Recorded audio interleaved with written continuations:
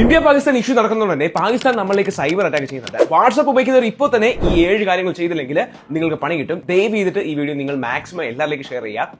എന്താണെന്ന് നോക്കിയാലോ. ആദ്യം തന്നെ നിങ്ങൾ വാട്സ്ആപ്പ് ഓപ്പൺ ആക്കുക. സെറ്റിംഗ്സിൽ വരുമ്പോഴത്തേക്ക് നിങ്ങൾക്ക് പ്രൈവസി എന്ന് പറഞ്ഞ ഓപ്ഷൻ കാണാൻ പറ്റും.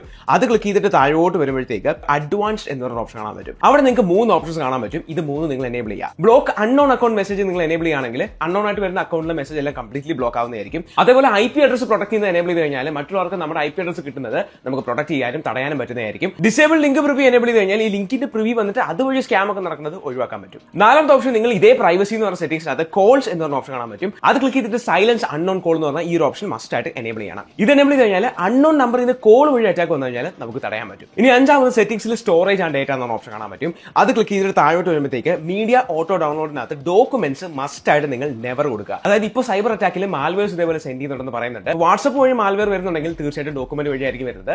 അത് ഓട്ടോമാറ്റിക്കായി ഡൗൺലോഡ് ആവുന്നത് നിങ്ങൾ നെവർ ആക്കിയിടണം. ഇനി ആറാമതായിട്ട് സെറ്റിംഗ്സിനകത്ത് പ്രൈവസി ചെന്ന് കഴിഞ്ഞാൽ പ്രൈവസി ചെക്കപ്പ് എന്ന ഓപ്ഷൻ കാണാൻ പറ്റും. അത് ക്ലിക്ക് ചെയ്തിട്ട് അവർ പറയുന്ന കാര്യങ്ങളെല്ലാം നിങ്ങൾ ചെക്കപ്പ് ചെയ്ത് നോക്കണം. നിങ്ങളുടെ വാട്സ്ആപ്പ് അക്കൗണ്ട് പ്രൈവസി ഓറിയന്റഡ് ആണോ അല്ലയോ എന്ന് വാട്സ്ആപ്പ് തന്നെ നമുക്ക് പറഞ്ഞു തരും. ഇനി ഏഴാമത് എനിക്ക് പറയാനുള്ളത് ഏറ്റവും കൂടുതൽ ഫേക്ക് ന്യൂസുകൾ വാട്സ്ആപ്പ് വഴിയാണ് പ്രചരിക്കുന്നത്. ബാക്കിയുള്ളവരെ പേടിപ്പിക്കുന്നതായാലും അല്ലെങ്കിൽ ഇതേപോലെ ഫേക്ക് ആയിട്ടുള്ള ന്യൂസ് ആയാലും നിങ്ങൾ വെരിഫൈ ചെയ്തിട്ട് ഒഫീഷ്യൽ ആണെങ്കിൽ മാത്രമേ ഷെയർ ചെയ്യാവൂ. ഇനി എട്ടാമതുള്ള ബോണസ് ടിപ്പ്, ഇതേപോലെ എമർജൻസി സിറ്റുവേഷനിൽ ഫോളോ ചെയ്താൽ ഇനിയും കിട്ടും അടിപൊളി കണ്ടന്റ്സ്.